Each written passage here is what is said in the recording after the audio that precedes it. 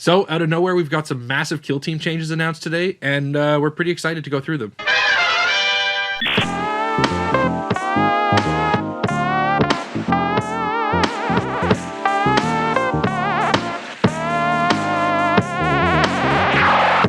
Okay, so the kill team, Balance Dataslate, Q1 2024, that's what we're in right now. Yeah. The Balance Dataslate dropped.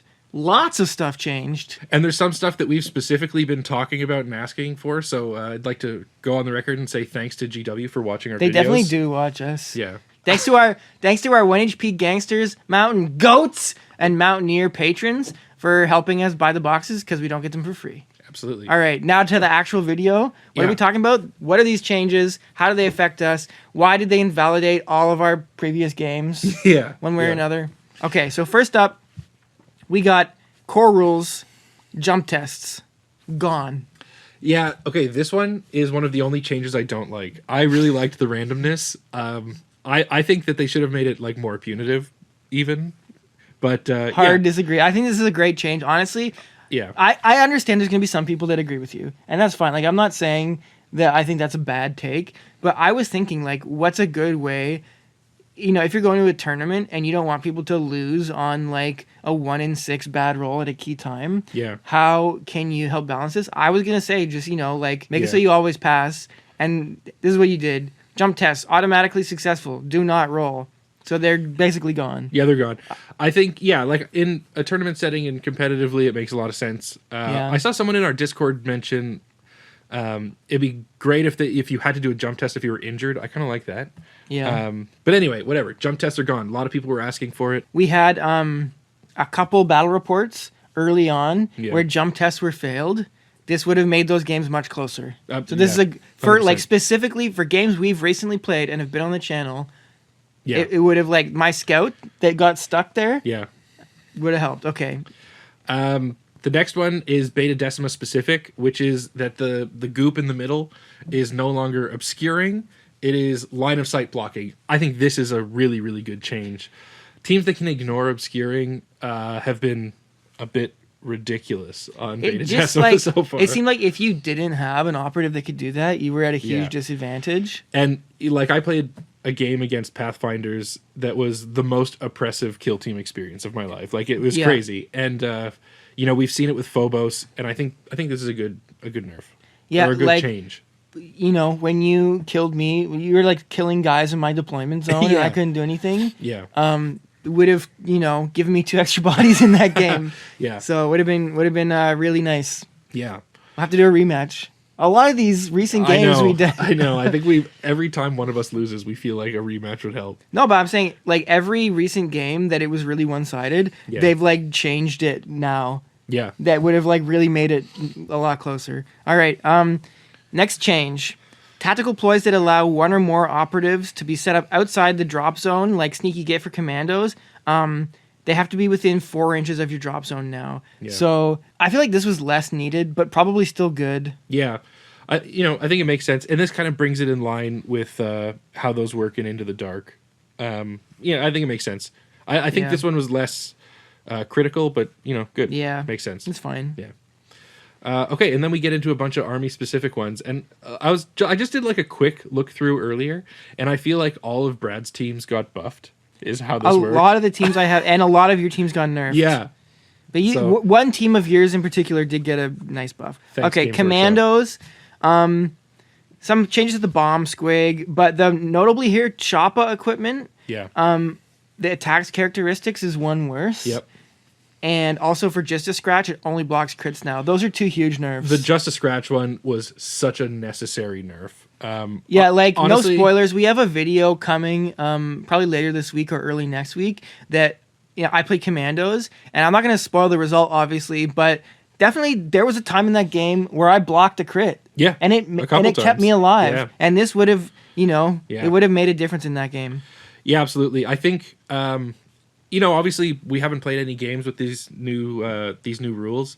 But I think this will be maybe hit even harder with the nerf hammer in the future because it feels this is a great change and this is a big change. But honestly, that ability feels so oppressive that then I think it could go even further. And Choppas did feel like so good. Yeah. And in so many matchups, they were just like auto takes. Totally. Because they're just like, they make every melee operative, even like your range specialists, also melee specialists. I know, when you have to worry about charging a sniper, something's it's just broken. too good. So this, it hurts, but probably worth it. Probably worthwhile. Like, it makes sense that they did this. All right, Vet Guard. Okay, so as you know, we recently had a game, Exaction Squad versus Veteran Guardsman. Yeah. And two of the trouble operatives that really did damage to me were the Spotter and the Demo guy. So for the Spotter, if you don't know how this works, basically you can target a guy to be engaged effectively for the next attack you make, and then you chain GA2. activate, So you can basically, like, even if you're behind cover, heavy cover and conceal, you could get shot at. Now, this only works if it's light cover that's being, the guy's being shot behind light cover. If you're behind heavy cover, you're still safe.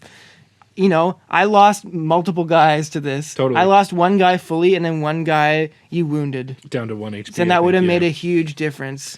And then, the other change is that the demo vet's, the blast radius of his mine has gone from 3 inches to 2 inches.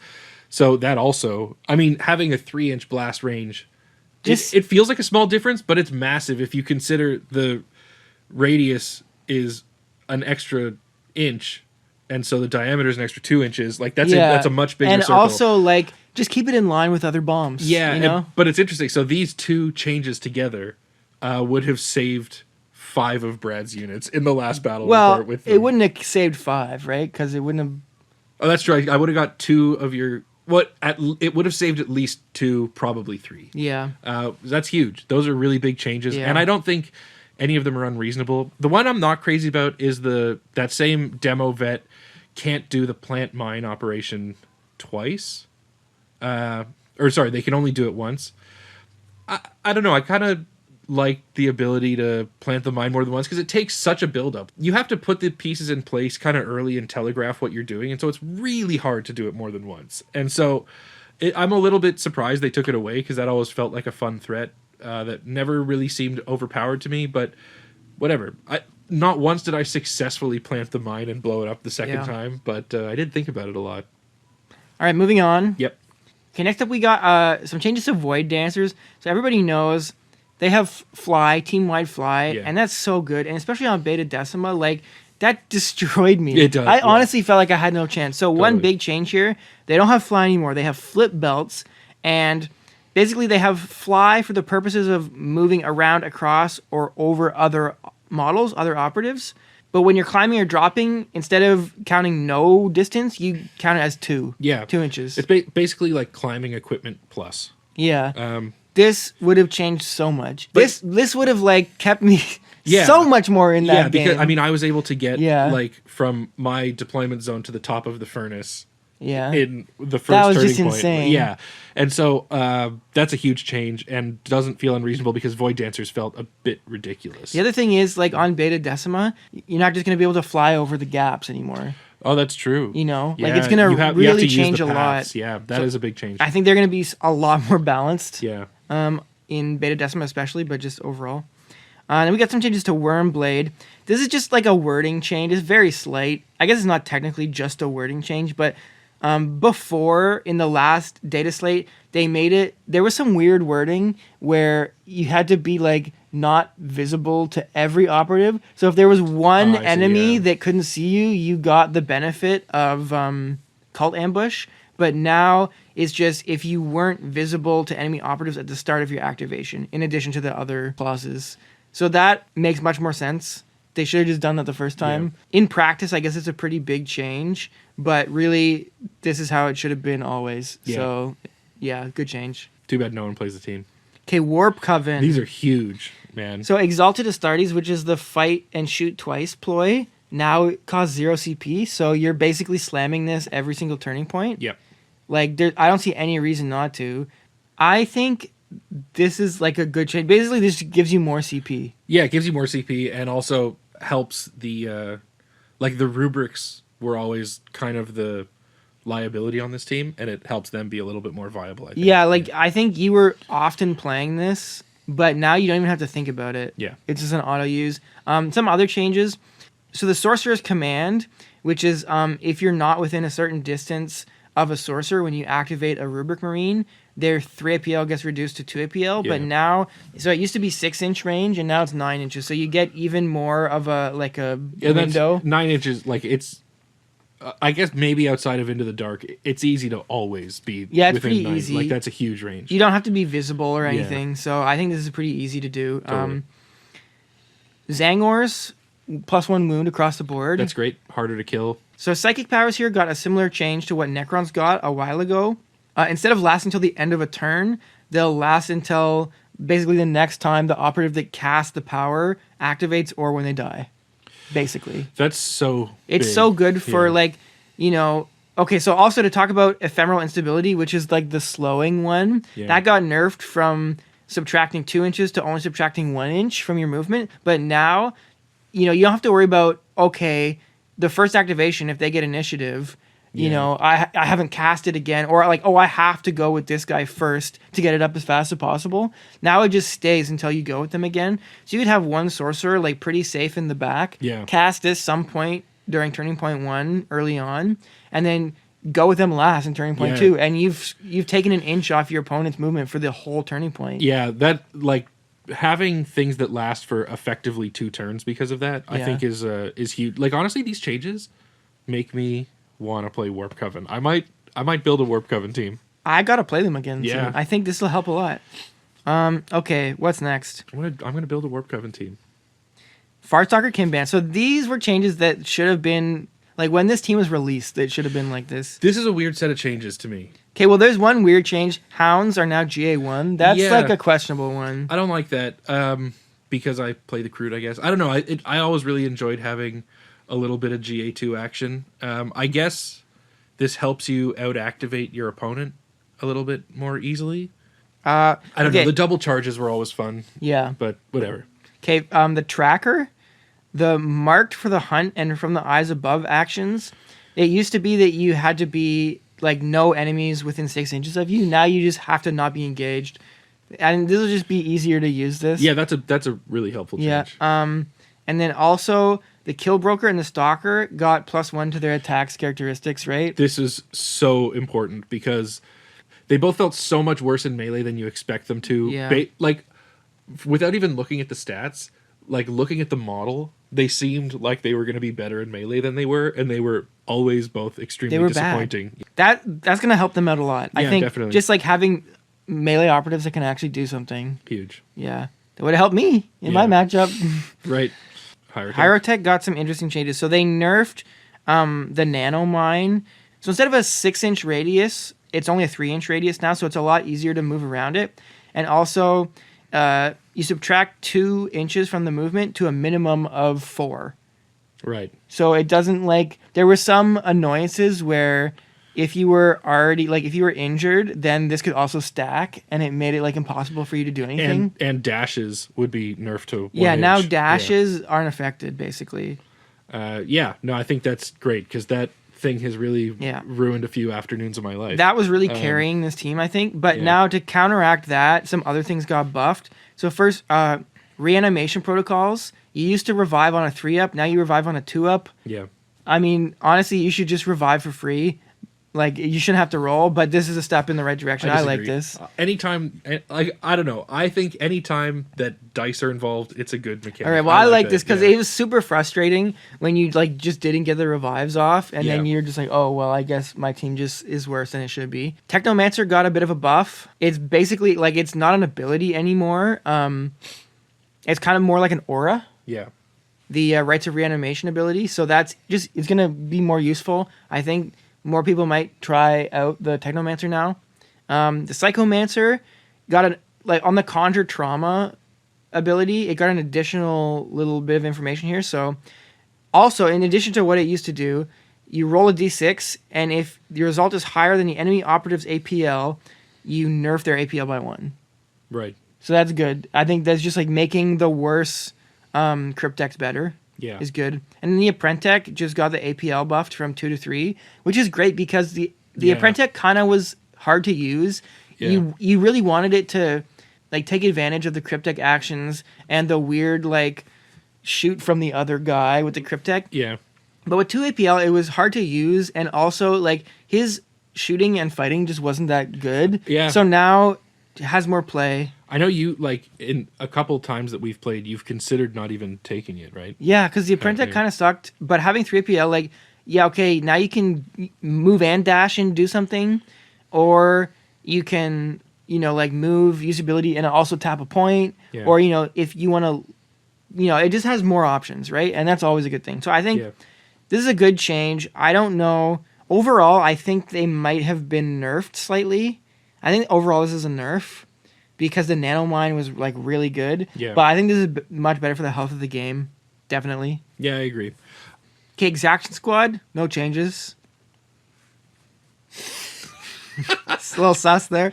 All right. Oh, there is one that if you bring mostly shield guys, You lose the you game? start with 8 CP just to help. Oh, nice. Yeah. Okay, Hearthkin Salvagers. I'm really excited to get mine on the table. They're very close to being done. Couple really cool changes here. So the Dozer, he has an ability where he can punch a guy, move them 3 inches, Yeah. which is, I'm pretty sure, the only ability in the game that you can move your opponent's minis. Yeah, maybe. And then also does some mortal wounds. But now, after you do this, you can follow up with a free 3-inch charge, even if you've already charged that turn. Yeah, that's so great. what this can do, now you can like charge a guy, punch him to deal some mortal wounds, and move him off a key area. Then you can follow up, charge, and then fight him. Right. And before you couldn't do that. And it was really awkward because you wanted to soften him up with the mortal wounds and then fight. But it's like if you fight first and then punch him, it's just like awkward. So now it's just much more useful. Yeah. So I like that. Then the Locator, he had abilities where he prevented people from moving in the pregame. So it kind of offset your disadvantage of being slow. But there were a lot of abilities that this didn't work on because before it only worked on abilities in the pregame and like certain things like the Vet Guard dash everybody. Right. It wasn't in the pregame. It was in the first turning point. But now you can't move any guys until the firefight phase of the first turning point. So it shuts down a lot more stuff. It still doesn't shut down absolutely everything. Like the Wormblade forward deploy, like that still works. But like almost everything now gets shut down by this, which is a good change. Should have been like this from the beginning. Yeah. This feels more almost like an errata. Yeah. Okay, and then also for the Locator, he puts this token down anywhere on the kill zone, and before it just basically gave you no cover, Right. which was crap.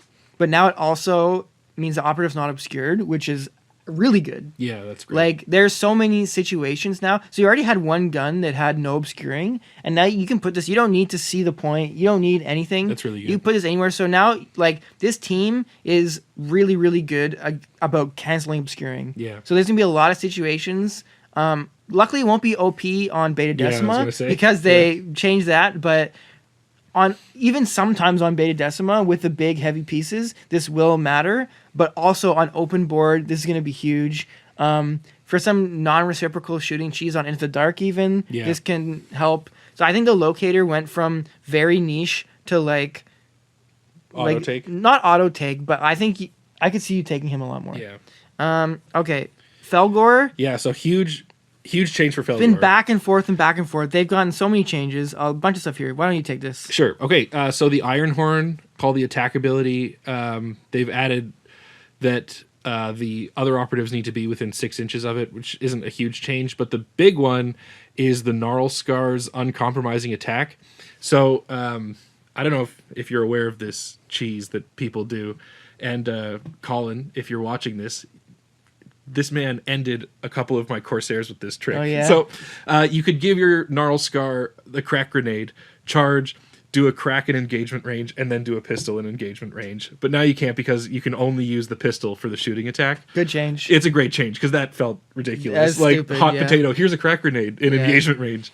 So yeah, I'm glad they got rid of that. War Paint now costs 2 EP. Like, I get why they did that. What I really liked about it being 1 EP is that you just give it to everyone and don't think about it. Now you actually have to make decisions. I'm not crazy about any change that increases mental load. Yeah. But, you know, whatever. I see why they did it. Yeah. And then they've removed the Death Knells aura that he does when he has a frenzy token. That's a pretty big nerf because that was a pretty powerful interaction for Is that the one that gives the better save? Yeah, exactly. And so for the death knell, it's similar to, it's like one of these things, right, where it could be active for almost like an entire 2 whole turns, right, before they get defrenzied and killed. And so I think that's a good change. That's a pretty big nerf, honestly. But I think all of this is reasonable because ever since Fellgor has come out, I think it's been a fun team, and it's never felt like overpowered really, except maybe when it first came out. But like, it's just felt like there's like so much for the rules writers of this game to manage. It feels like they've constantly been trying to get a hold on this team about making it like a reasonable power level. They've had some trouble. All right, surprisingly, no changes to any of the Season 3 teams yet. The Scouts and the Blades of Cain. Yeah. I think this isn't too unexpected because they often like to wait. Yeah. And they think, oh, it's too soon. Like, people haven't really figured them out yet. So I think if we are going to see changes to these teams, which I think we probably will, it's likely the next data slate. We might see something. I'm not too surprised that we didn't see them here, but kind of disappointing. Yeah. Okay, so I don't know if this is true, but anecdotally, this feels like the biggest data slate change. Like this, there's a lot of stuff. It feels like here. there's a lot in here. Yeah. So I can't do the math in my head, but while I'm editing this, I'm going to tally it up. I'll do +1 for a buff and -1 for a nerf, and we'll see who the big winner here is between me and you. You have more teams, though, in general, so... That's true.